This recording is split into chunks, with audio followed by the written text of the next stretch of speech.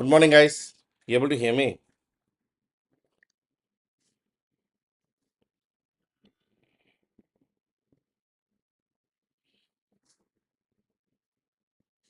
The voice is all clear? Mm. The voice is all clear? Perfect. I think now the video is also clear. The lighting system has changed at home, so finally the video is also crystal clear. Everything is now working fine.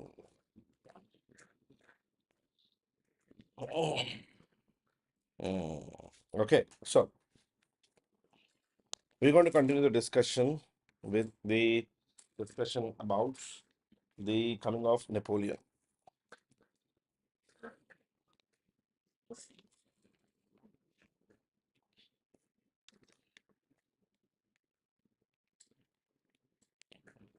See, in the French Revolution story, the era of Napoleon actually changes a lot about history, a lot about the people, a lot about the history of the world.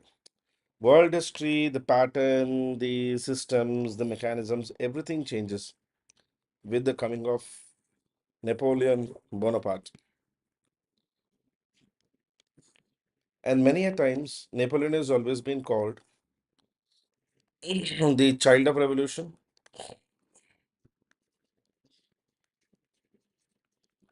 and he's also been at times termed, yesterday, as I said, the killer of revolution.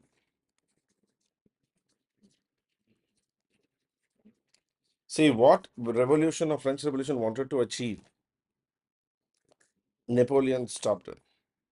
Whatever the revolution wanted to achieve free speech and freedom and all that. Napoleon was able to successfully end it. At the same time, Napoleon is also known to have done substantially big set of reforms, which laid the future for the states. I mean, all the states in future, any kingdom or any state wanted to establish their government in future. The basis was from the Napoleonic system. Napoleon Bonaparte, if you see the background, in 1792 we see the coming of National Convention, which obviously failed. In the National Convention, Jacobins actually took over power. They established themselves as an authority, the Jacobin Club. Then from Jacobin Club, we see the coming of the Directory, the rule of Directory, the rule of Directory.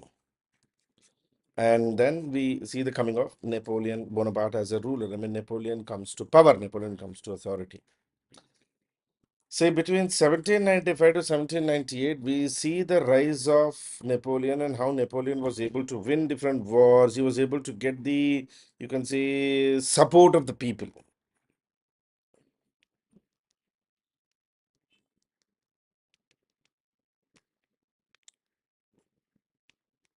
He was able to gain the support of the people in the easiest possible way.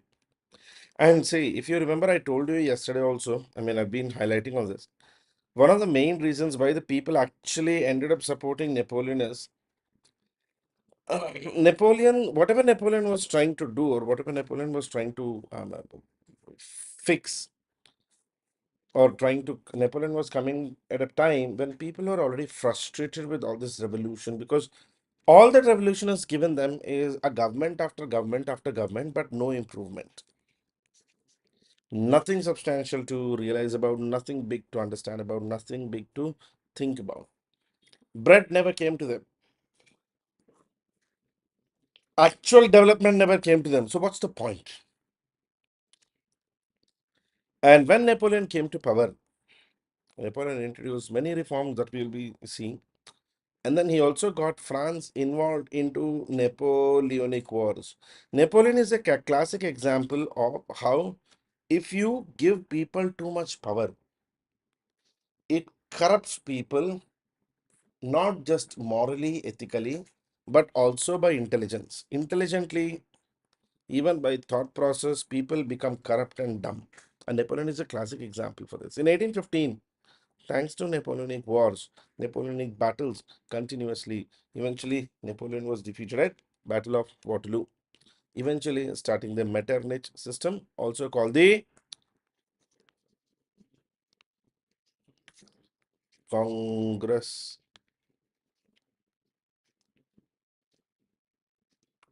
system or the Congress of Vienna system. Now, we'll have to understand the story of how Napoleon comes to power, the story of he establishing the Napoleon's Council, then eventually bringing in the Napoleonic Empire, and eventually the Napoleon's exile, how he left the kingdom in the year 1799. That's where the entire story starts. 1799, the little guy, Napoleon Bonaparte, takes power. He attacks the directory, forces the directory out of the state, out of the kingdom, and tries to create a council government. Unfortunately, or fortunately, in this three-member council, Napoleon appointed himself as the first council. The other two councils he never cared to even appoint. At a later stage, we see Napoleon appointing them, but they were really at best useless, not really worth. In the year 1802, Napoleon also did a peace with Europe. Now, look, this was Napoleon's strategy. Peace was never his intention. But Napoleon understood one thing very clearly. He can't keep fighting battle after battle while his domestic affairs were at chaos. So, as a ruler, first Napoleon has to fix his domestic affairs, make France great, then he can go for French Empire. That is why, and his domestic, Napoleon will never be able to focus entirely on his domestic affairs as long as he doesn't fix the battles with shapes. Remember shapes? जब तक shapes है, Napoleon अपना economy fix नहीं कर पाएगा. So he had to first fix them. He had to first make sure that those guys are done. That's why in 1802 he did this. So if you see the background, Napoleon actually started only as a small-time military officer in the French army. Eventually, he established himself through promotions and through performance as a commander. And he was actually winning battles for France at a time when French army was at best incapable. And during his battle days, France was herself going through anarchy, through chaos. The directories, the councils, the Committee of Public Safety, these were not achieving anything.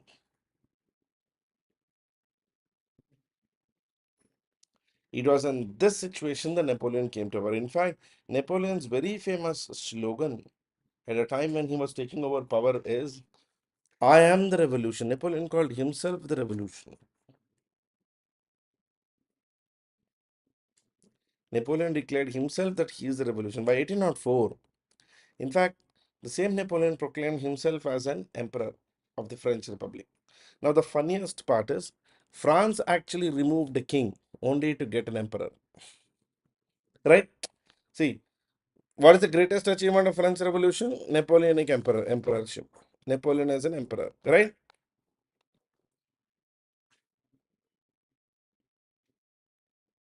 And Napoleon's only objective, glory of France, the great France. Mass appeal to the people.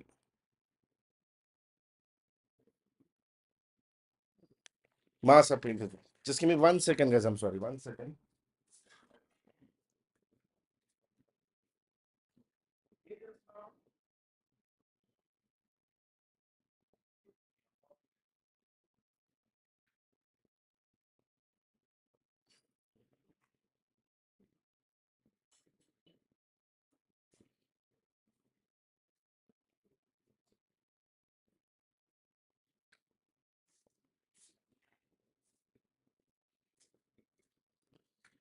Sorry. So Napoleon actually promoted this mass appeal, glory to France. And look, any common people, any regular civilization, any members of the common state would always love the logic of great France, Greater France. Napoleon was promoting theories like Akhanda France, Make in France, Glory to the France, National Security. People will love it.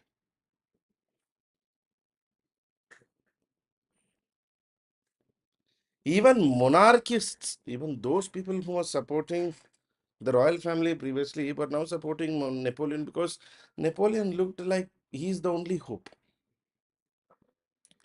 Because most of the monarchists believe that only a strong person can handle France. Only a strong, capable,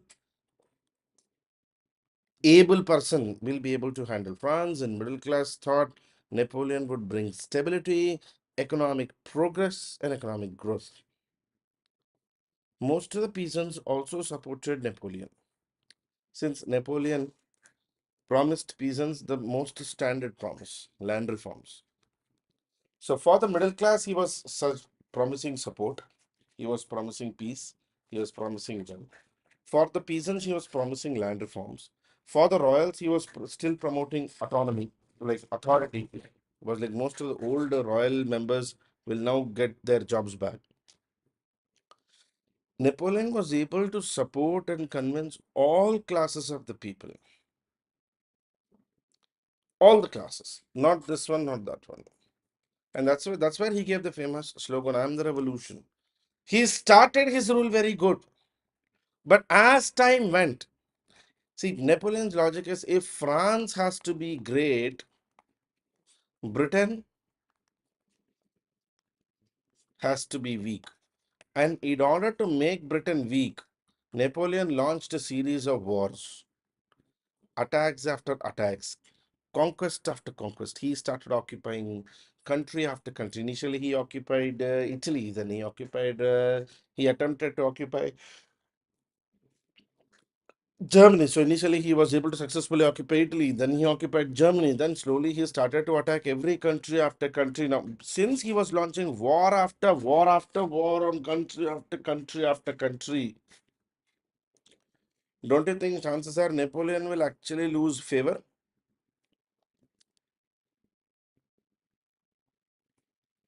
And eventually the entire European nations will end up forming a union against Napoleon, and they will win.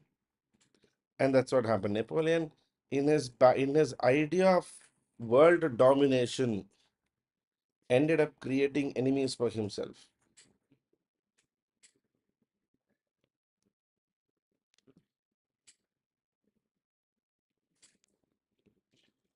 In his idea of world domination, Napoleon ended up creating enemies for himself. Finally, he attacked Russia, and it was the Russian campaign that he was defeated. Napoleon's greatest contributions are he unified Germany, he conquered Italy, he tried to defeat England using a system called the Continental System. The Continental System was very simple. See,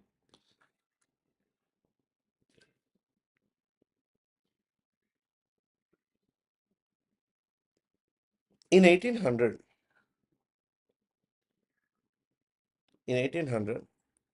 most of the business, most of the world trade. Where is it? Where is it? Hey, stop! Sorry, sorry, guys. In 1800, most of the world's trade used to happen through British ships, right? Now, if Britain has to be defeated, then British trade has to be defeated. Agree?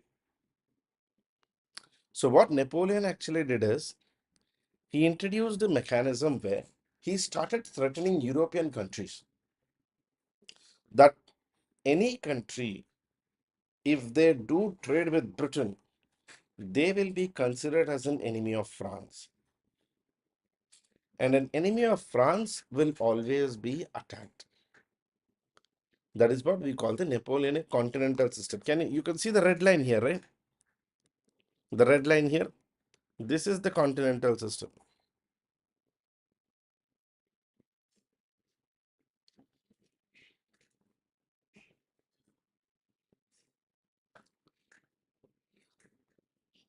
And there was only one problem with Continental System.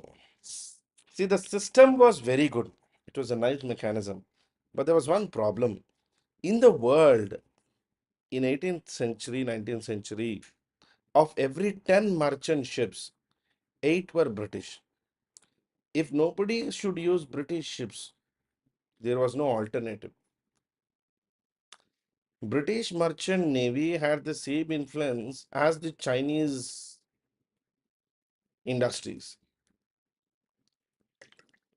See today, even if we want to avoid China, can we actually avoid China?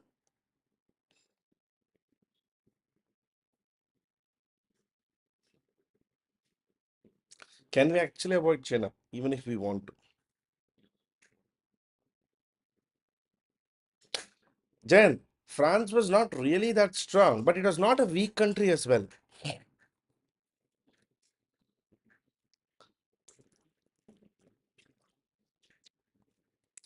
There was this hype of French greatness created after Napoleon defeated the European coalition in 1806.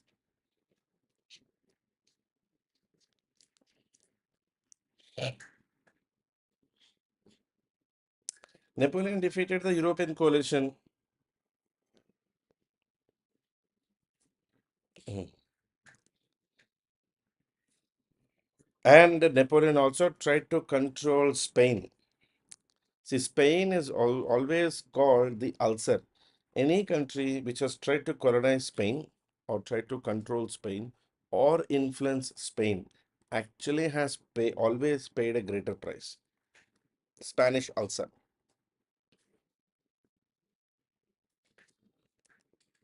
And eventually, Napoleon was defeated in Battle of Leipzig 1813 and Battle of Waterloo 1814 because of excessive wars.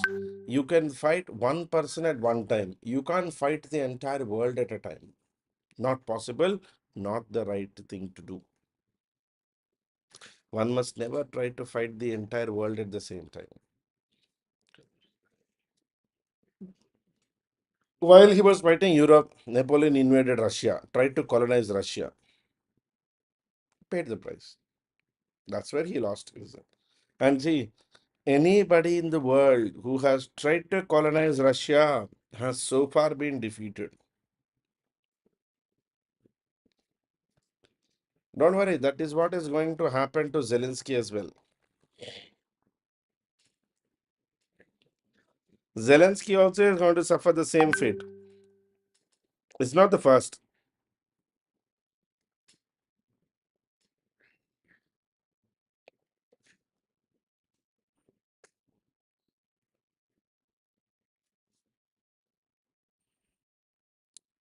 Zelensky also going to be the same thing. Napoleon Bonaparte. So thanks to Napoleon, Europe may we got what do you call he called the Rhine Confederation, which is later became Germany, the Kingdom of Italy, which eventually became Italy, and this was France between 1806 to 1815. Napoleon successfully created his influence across Europe. He was able to influence many countries, colonize many countries, occupy them, and try to create a sort of setup where Napoleon looked like he was the kingmaker of the world. I mean, he literally did this. He made it look like he was the kingmaker of the world.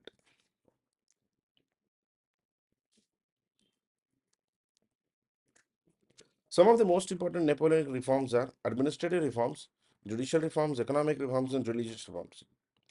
Napoleon did many reforms. Like, for example, some of his all these reforms only eventually created the modern day France.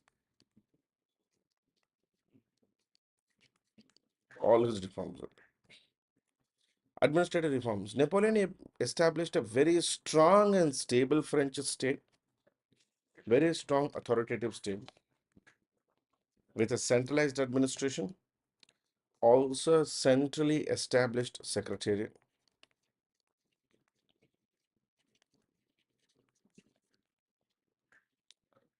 He curbed liberty, established strict law and order. He also introduced press censorship. Napoleon believed free press was a hindrance to the administration. If you want to rule a country, you must first control the newspaper. He never supported. And Napoleon introduced appointments only on the basis of merit. Only merit based appointments, nothing else.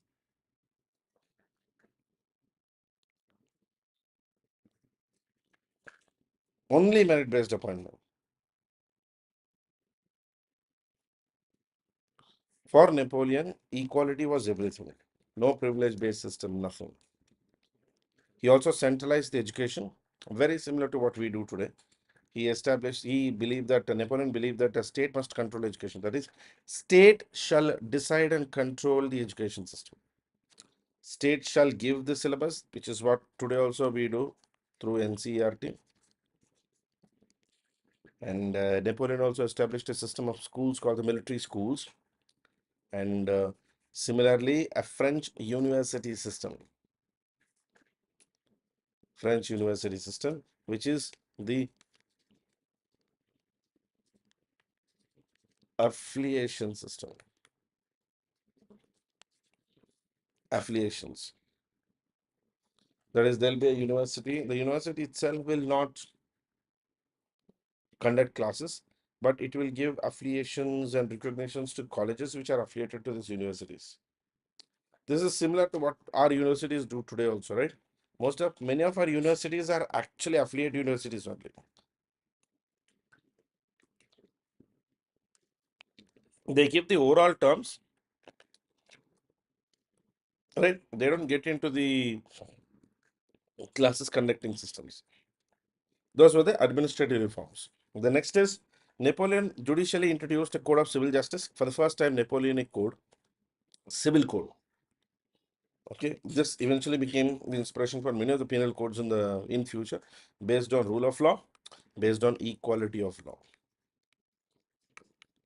Napoleon introduced rule of law and equality of law. He inspired judicial systems all around the world, and Indian constitution's features liberty, equality, and fraternity are also Napoleonic features.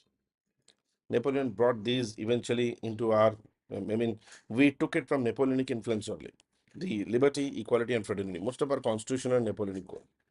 When it comes to economy, Napoleon nationalized France. In fact, he nationalized the entire economy, established a Bank of France with a state control,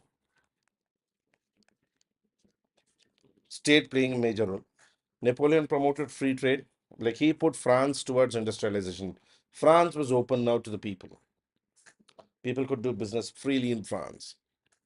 He also introduced a uniform tax policy, constructed roads and bridges for the people. Napoleon ended up constructing roads and bridges, infrastructure. See, I don't know if you know this, but there's a famous statement in political science called justice may not be done, but seemingly, presumably, must look like it is seemed to be done. Justice करने की जरूरत नहीं है, दिखना चाहिए कि justice चल रहा. Same logic is development. You may not have to do the development yourself, but for the people, it should look like development is happening. And according to Napoleon, the best way to make people believe that development is happening is build infrastructure, regardless of it if it is necessary or not.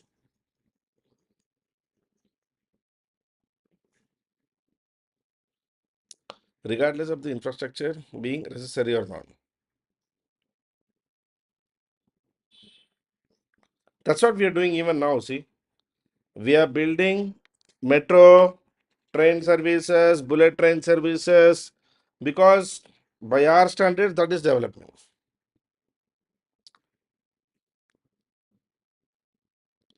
So now actually the status is if a city or a town has a metro line, it is developed line.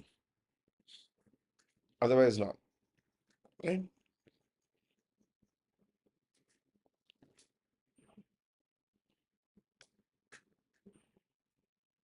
Hmm. And on religious terms, Napoleon adopted secular policy, very secular policy. He gave people the liberty to follow their own religion, whichever religion they wanted to, they could freely. And also gave, Napoleon did an agreement with Pope called the Concordat of 1801. Under the Concordat of 1801, Catholicism was the religion of the greater majority of France. It was to be declared as a religion of the majority people. Catholic Church gave up its claim to land that was confiscated in 1790. But in return, Napoleon gave back some autonomy to the clergy, to the Catholics. And Shabbat, which is Saturday, festival of the Jewish, was also re-established. So, see, Napoleon created a model where the church could retain its authority, whereas the government will retain its authority. So everybody is happy. Church is happy, the government is happy, everybody gets a win-win situation. The Concordat of 1801. Napoleon's intent was actually to use clergy as a propaganda tool for his state. He was really trying to use the clergy, the religious people, as the propaganda tool for his state, to be honest. Thanks to Napoleon, if you see the analysis, before Napoleon, the demand of the people, why the revolution even happened was people were demanding equal taxation, lower inflation. And the people wanted less government corruption, more equal opportunity in the government. And people wanted lesser role, lesser power to the Catholic Church and greater religious tolerance. What did people get in return? Napoleon tried to fix a tax code. He established a national bank, stabilized the French currency, gave state loans to the businesses. In return, Napoleon, in terms of government, also began to appoint people only on the basis of merit. He fired corrupt officials, created lycees, which is basically investigation centers, and created a code of laws, a rule, code of conduct, and rule. And when it comes to Catholic Church, he believed in the faith of Frenchmen, but at the same time, he gave religious freedom for the people to follow whichever religion they wanted to know. And the result, economically, equal taxation brought in very stable French economy. France became very strong. Honest, competent, merit-based officials gave getting into the government based on equal opportunity, promoted public education, and gave a very stable government. And then on the religious side, France became religiously tolerant. Government was able to control church lands. Government was able to get recognition of the church influence. Very, very nice and very perfectly. See, overall, if you see Napoleon's rule by 1815, while Napoleon himself was defeated, 1813 to 1813 Battle of Leipzig and 1815 Battle of Waterloo, Napoleon was defeated. In both the things, Napoleon was defeated. Overall, there was improvement. France moved onto the path of growth, moved onto the path of development, moved onto the path of improvement. The legacies of French Revolution remain even today. I mean, French Revolution remains a perfect revolutionary model of how to achieve what you want to achieve. And that mass political consciousness is extremely important over class.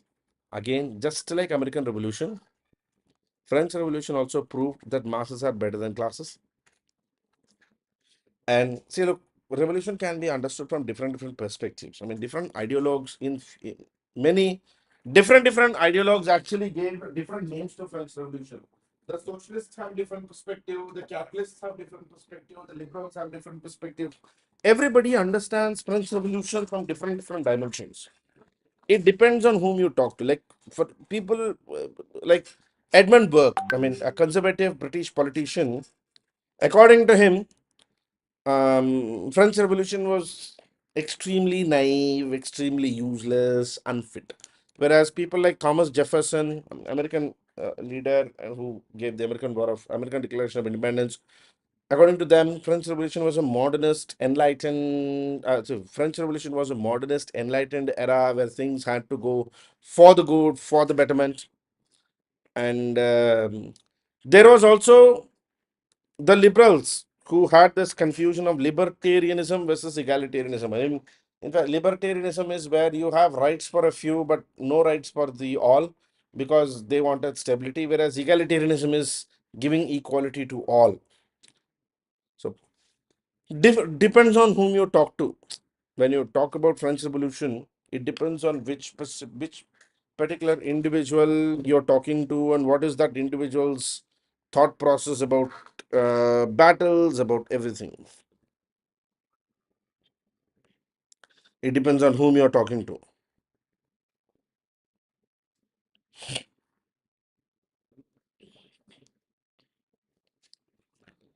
The other legacy of French Revolution is French Revolution ended absolutism in the world. I mean, in fact, one of the last absolutist states,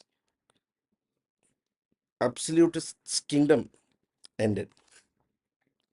The power of nobles also ended. I mean, nobles being able to influence people, nobles being able to influence France, nobles being able to influence ideas and ideologues gone.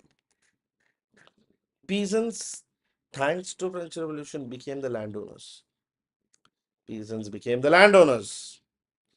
Nationalism as an idea became very important, and also did the concept of citizenry. See, the idea of citizenry is very, very important because thanks to French Revolution, people started to believe that they are actually subjects of their state, of their country, of their nation, but not of their king. People began to believe that they were subjects of their king country, not just subjects of their king. They are not products or commodities of their king.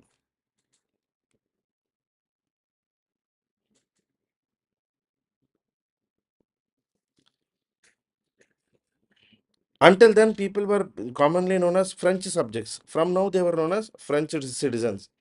The benefit here is subjects have association and loyalty to an individual king, whereas citizens have loyalty to the kingdom, regardless of who is the king. Now, France can be a monarchy, France can be a republic, France can be a capitalist state, France can be a corporate state, it doesn't matter. People of France love France, not the ruler of France.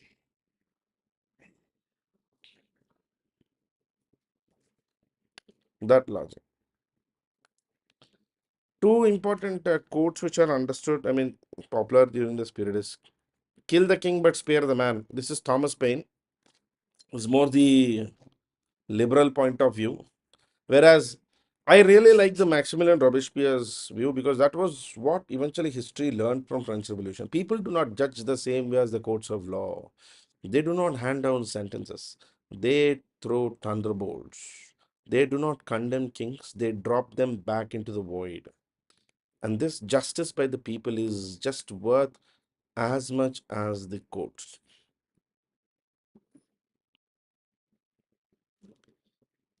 In fact, Robespierre was simply saying that people do not actually have patience to go through the entire process of law. If people decide to kill you, they'll kill you.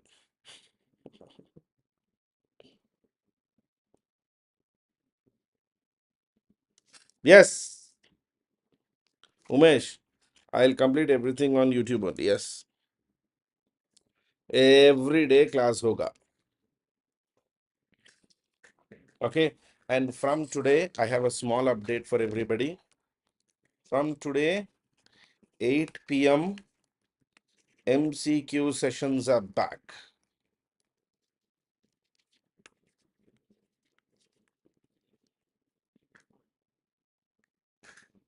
So every day, from today, every day we will have two sessions.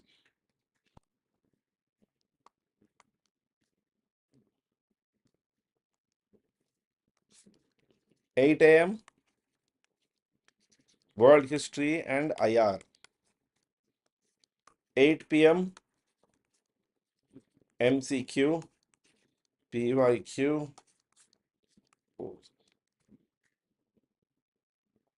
Okay.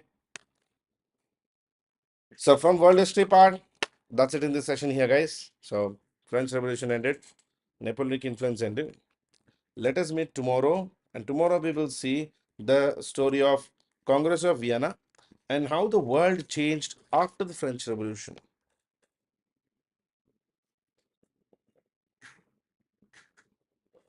Yes, yes, Antarita, you can.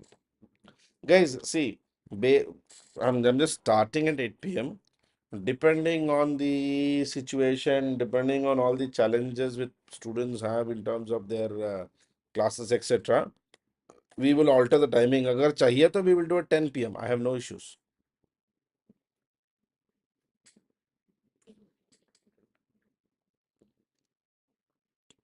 For a day or two, we will do 8 p.m. We'll see how many students are able to fit. Then we'll change the timing if need be. Okay. But these classes will keep going on. Umesh, yes.